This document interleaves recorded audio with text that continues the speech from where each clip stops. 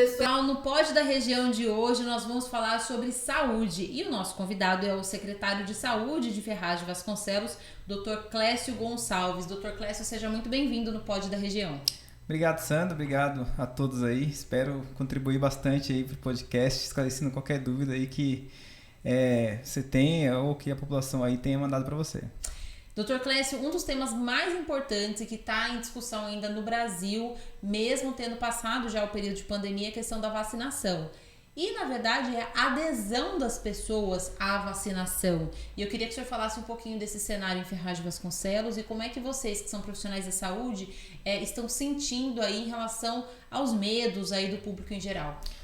Infelizmente, né, com o advento do Covid-19, a gente tinha muita corrente contra a vacina, né? Muitas pessoas que se demonstraram ser contra a vacina do Covid naquele primeiro momento, porém, acabou que isso se perpetuou para as demais vacinas. Então, a gente notou, né, não somente aqui em Ferraz, mas também a gente vê que os demais municípios aqui de São Paulo, até mesmo do Brasil, tiveram uma redução importante no índice de vacinação, em especial das crianças, né? Isso é o que a gente chama de negacionismo, né? Lá no passado houve algo semelhante, assim que estava se criando a ideia de vacina, né? Porém, com o passar do tempo, o Brasil foi se tornando referência mundial em vacina. Uhum. Nós éramos um país que, na verdade, fazia inveja para qualquer país de primeiro mundo quando a gente falava em índice de vacinação. Coisa que a gente perdeu nesses últimos anos. E agora a gente está fazendo um esforço muito grande para conscientizar a população novamente de que é necessário vacinar. Inclusive, a vacina contra o Covid, porque a gente vê que quando chegou a vacina, a gente começou a ter um índice de mortalidade pela doença do Covid-19 caiu muito. Hoje em dia nem se ouve falar muito em Covid-19. Isso é graças à vacina, não é graças à imunização de rebanho que outros aí propagaram, todas essas mentiras aí que foram propagadas aí, que as pessoas acabaram comprando porque não tinha realmente uma informação governamental, porque isso é um programa de governo. Então, a gente precisa de um governo que seja firme e que apoie a vacinação do público, em especial o público mais novo, as crianças, né, adolescentes e algumas vacinas até mesmo do adulto. Foi escogitado, inclusive, Dr. Clécio, o retorno, ou pelo menos o aumento significativo de doenças como sarampo, poliomielite, né? Ainda existe um medo ainda dos profissionais da saúde em relação a isso? Existe. Se a gente for ver, o sarampo tinha sido erradicado aqui há décadas. E começaram a ter casos novamente de sarampo. Lógico que a gente percebeu que os casos novos de sarampo que estavam ocorrendo aqui no Brasil eram de pessoas vindas de outros países. Por exemplo, Venezuela, países que têm uma adesão baixa de vacina, que não tem um programa tão eficaz de vacinação, acabaram vindo por conta da questão mesmo humanitária desses países que estavam vivendo e acabou entrando aqui no Brasil doenças que já tinham sido erradicadas. E nosso maior medo hoje em dia, por exemplo, é com a volta da poliomielite, que é uma doença que há 30 anos atrás matavam pessoas assim de forma, né, 30, 40 anos atrás matavam pessoas assim que era praticamente um atestado de incapacidade você pegar poliomielite. Hoje em dia, com a vacinação, é quase que inconcebível você ter crianças com essa doença, porque existe uma vacina que é eficaz e segura. É verdade. Dr. Clécio, agora eu queria que a gente retornasse aqui os olhos para Ferraz de Vasconcelos e falasse um pouquinho sobre algumas obras, entre elas o posto de saúde da Vila Jamil, a Vila Jamil que fica ali na divisa de Ferraz de Vasconcelos e Goianazes, né, um posto referência, está sendo colocado como o maior posto de saúde da cidade. Queria que o senhor falasse 10 detalhes para nós, como está o andamento dessa obra. A obra praticamente já se encerrou, já estamos equipando já a UBS. Agora falta a parte final, que é só colocar o gradil ali na frente, e já estamos programando para que dentro de um mês e meio ali, no máximo até outubro, a gente inaugure aquela obra. E em relação ao concurso público também, que é uma das novidades aí, a Prefeitura lançou recentemente aí um concurso público. Queria que o senhor falasse sobre a necessidade de reposição de pessoal, como é que vocês vão fazer a distribuição desse recurso humano, né? Um reforço aí de equipe que deve entrar para a Prefeitura. Então, a Prefeitura ela já estava sem reposição dos funcionários na área de saúde há mais de 10 anos. Para ser mais exato, há 13 anos que não tínhamos concurso aqui na cidade. Então, houve uma necessidade urgente da abertura do concurso. Na verdade, minha intenção era que esse concurso já tivesse sido aberto há muito tempo. Porém, um concurso público, quando a gente tem um prazo, um gap muito grande, a gente tem que fazer alguns ajustes né? Então a gente notou que muitos cargos não tinham sido criados ou que tinham sido extintos em governos anteriores. Então teve que criar cargo, mandar para a Câmara, ser aprovado, primeira votação, segunda votação, voltar ao projeto de lei para a prefeitura, fazer os ajustes. Então tudo isso demanda muito tempo, né? Mas graças a Deus o filho nasceu, né? Então assim, ontem foi publicado já esse concurso público, hoje as pessoas já podem se inscrever, as pessoas podem entrar no site da empresa que está organizando esse concurso, que é o Instituto Mais, fazer a inscrição e tem assim, desde inscrição para enfermeiros, médicos, até para outros cargos, agente de endemias. Então, a ideia é que a gente estruture a rede novamente e que a gente consiga, de uma forma melhor, atender a população. Nesse concurso, por exemplo, está prevendo a contratação de neurologista infantil. Não tinha, a gente espera que venha a neurologista para Ferraz, né? Porque a grande dificuldade é o profissional vir até o município, né? A gente nota aí que muitos desses profissionais, desses especialistas, têm uma grande demanda em grandes centros, então eles preferem ficar em grandes centros do que vir mais para a periferia, porque o acesso é mais difícil, o trânsito, né? Tem toda uma questão que influencia nisso daí.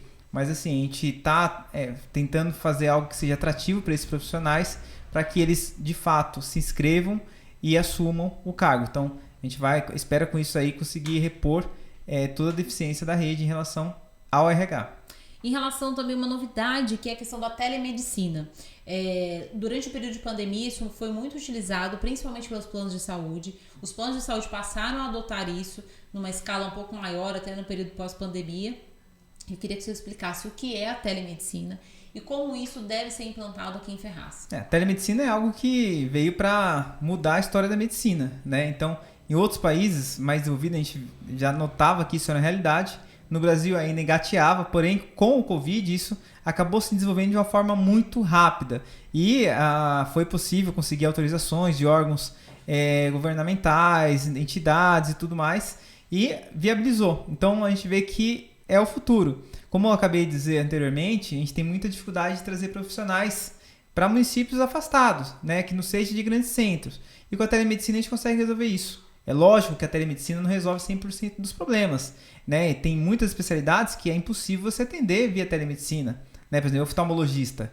É muito difícil você atender via telemedicina, mas outras especialidades que é difícil da gente contratar, que é difícil da gente conseguir que esse profissional venha até a cidade, a gente consegue via telemedicina. Então, o que é a telemedicina? Existem várias modalidades. Existe desde aquela que você consegue acessar um aplicativo do seu celular em casa e fazer a consulta na sua residência, até um outro formato, que é o que a gente está adotando nesse primeiro momento, que é a gente instalar postos, né, UBSs, que tem a capacidade de fazer o link com essa plataforma de telemedicina, e o médico lá à distância consiga fazer o atendimento, só que dentro de nossas unidades. Por que a gente optou por essa modalidade nesse primeiro momento? Porque a gente sabe da dificuldade das pessoas, dos pacientes. Então, muitos deles pode ser que não tenham internet, que não tenham acesso estável para que seja feita uma consulta de telemedicina. Então, a gente optou para que essa pessoa vá na UBS. Em relação ao agendamento online, a utilização da tecnologia, exemplo como o senhor falou agora da telemedicina, a prefeitura também tem utilizado algumas tecnologias, utilizando aplicativos para agendamento de consulta. Queria que o senhor falasse um pouco sobre isso e se isso tem ampliado a oferta de serviços para a população. Isso é inclusive um plano de governo, né? Então, a gente tem a certeza de que muitas pessoas tem uma dificuldade muito grande de ir até o posto de saúde para agendar a sua consulta. Em especial, né, aquele idoso, uma gestante, uma criança. Você agendar a consulta para uma criança menor de 1 ano, você ter que ir para a fila com uma criança dessa, é muito difícil. Então, nesse primeiro momento, a gente priorizou um público específico. A ideia é que a gente vá ampliando essa margem cada vez mais até que o município seja capaz de ofertar 100% do agendamento online. A gente já vê resultados já, né? Apesar de a gente ver alguns grupos aí, na verdade mais ligados a grupos políticos mesmo, criticando o agendamento online, falando que não funciona, mas em Ferraz de Vasconcelos está funcionando. Por quê? A gente via que muitos pacientes estavam acostumados com o agendamento que acontecia há 3, 4 anos atrás, que era o quê? Era um dia da semana, um dia no mês em que a pessoa ia para a UBS para fazer o agendamento de todas as especialidades, de tudo que tinha que resolver naquele único dia. Então formavam-se filas quilométricas. Isso a gente conseguiu praticamente resolver com agendamento semanal. O paciente chega na unidade, ele agenda a consulta para a semana seguinte. Porém, no primeiro momento a gente resolveu esse problema, mas a demanda aumentou. A gente começou a ofertar mais vagas, começou a ofertar um atendimento melhor e aumentou a demanda. A gente viu que já não estava sendo suficiente. O que a gente lançou a estratégia então? Tirar esse pessoal que é mais vulnerável da fila. Isso tem surtido efeito. A gente pede para que os pacientes não vá 4 horas da manhã, 5 horas da manhã para a fila. Por quê? A gente está garantindo. Tem unidade, para você ter ideia, Sandra, que está sobrando vagas. Não preenche toda a vaga naquele dia de agendamento. Né? Então não precisa chegar às 5 horas da manhã no posto de saúde. Pode ir ali próximo das 7 horas mesmo, 6h30. Né? Então, que mesmo que você não consiga vaga naquele dia, que tenha acabado o número de senhas, o que a gente está recomendando, isso tem que acontecer, é que o responsável pelaquela UBS faça o acolhimento desse paciente. Para quê? Para entender melhor a situação dele. Se for algo mais urgente, a gente consegue encaixar. Tanto é que parte da agenda é direcionada para encaixe mesmo. Nós não completamos a agenda 100%. A gente deixa uma quantidade de vagas justamente para essas pessoas que precisam passar mais imediatamente. Então, com isso, a gente não está vendo muita reclamação em relação a filas, aquelas filas enormes que tinha antigamente. Isso a gente não está vendo mais. É lógico, um dia ou outro pode acontecer. É imprevisível. Né? Se a gente tem um OBS que tem a capacidade de fazer 200 agendamentos por semana e chegar a 500 pessoas lá, a gente vai ter uma fila. Né? Mas a ideia é que a gente minimize isso ao máximo. É coisa que a gente está vendo que está dando resultado. E, doutor Clécio, para a gente finalizar, o senhor que já está à frente da Secretaria de Saúde já há um tempo em Ferraz de Vasconcelos, de uma maneira geral, qual seria hoje um dos principais desafios da saúde nesse período pós-pandemia, onde ainda tem cenários de medos, de incertezas, a gente falou um pouquinho sobre isso, mas para onde que o senhor acha que o Brasil ainda precisa vencer algumas barreiras? Primeiro, né, o Brasil precisa investir muito na atenção primária. A gente vê as pessoas buscando muito, precisa ter mais hospitais. Na verdade, não é mais de hospital para resolver o problema quando o problema já está acontecendo que a gente precisa. A gente precisa agir antes que o problema aconteça. A gente precisa agir antes que o infarto aconteça, com a prevenção. Isso só é possível se a gente investir pesado na atenção primária. A gente vê, as pessoas mandam aí vídeo de pessoas criticando muito que falta especialistas, não tem pessoas para atender na endocrinologia, na cardiologia, mas quando a gente vai ver de fato a demanda, é uma demanda que o médico do posto de saúde daria para resolver, desde que esse médico de fato cumpra com o que é o dever dele. O médico generalista ele tem a capacidade de resolver ali até 80%, 85% da demanda da saúde. Então, somente 20% a 15% de toda a demanda que deveria ser encaminhada para o especialista. Porém, a gente tem uma inversão disso. Né? Os próprios pacientes, quando chegam numa consulta, eles chegam já pedindo um encaminhamento. Olha, eu quero um encaminhamento para o endocrinologista, eu quero um encaminhamento para o reumatologista, né, para o ortopedista, para o cardiologista. E cabe ao médico fazer essa triagem e saber por que você quer ir para o endócrino. Porque eu tenho diabetes, mas espera um pouquinho. Diabetes é algo que a atenção primária resolve, não precisa do endocrinologista. Um diabetes complicado, que eu já estou fazendo todas as medicações possíveis e não estou resolvendo? Aí tudo bem, vai para o endocrinologista. Uma pessoa que tem pressão alta, não precisa tratar com o cardiologista. Ele pode tratar e deve tratar com o médico da UBS. Mas o que a gente vê é que esses pacientes eles já chegam, na verdade, com a ideia de que é o cardiologista que trata. Então, cabe a nós, como médico, como gestão, orientar e esclarecer a dúvida dos pacientes, porque eles não têm culpa de não saberem que o clínico da UBS é o médico que deveria tratar isso. Então cabe a nós, cabe ao governo federal fazer programas para incentivar a adesão desses pacientes aos médicos e também confiar muito nos médicos. Porque hoje em dia a gente vê que há uma desconfiança muito grande, né? São pacientes, por exemplo, que chegam no UBS e eles pedem 1 milhão de exames, quando na verdade às vezes só precisava de um exame físico.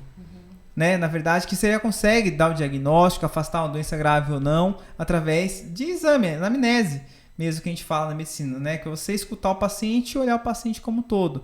Então, com isso, a gente consegue aumentar ainda mais investimentos na saúde. A saúde é algo que demanda muito dinheiro, muito recurso. Então a gente tem que investir o recurso de forma correta. A gente não pode investir recurso onde não há necessidade. A gente tem que investir para aquilo que mais precisa. Tá certo. Dr. Clécio, eu agradeço muito a sua participação aqui nesse nosso bate-papo e com informações valiosas e principalmente sobre a saúde de Ferraz de Vasconcelos. Obrigado, Sandra. Nós conversamos com o Dr. Clécio Gonçalves, ele que é secretário de saúde de Ferraz de Vasconcelos. Falamos aqui sobre um panorama aí da saúde no Brasil, os desafios e também programas que vão ser implantados no município de Ferraz. E você que nos acompanhou, deixa aqui também seu comentário. Portal da Região, a notícia que você precisa.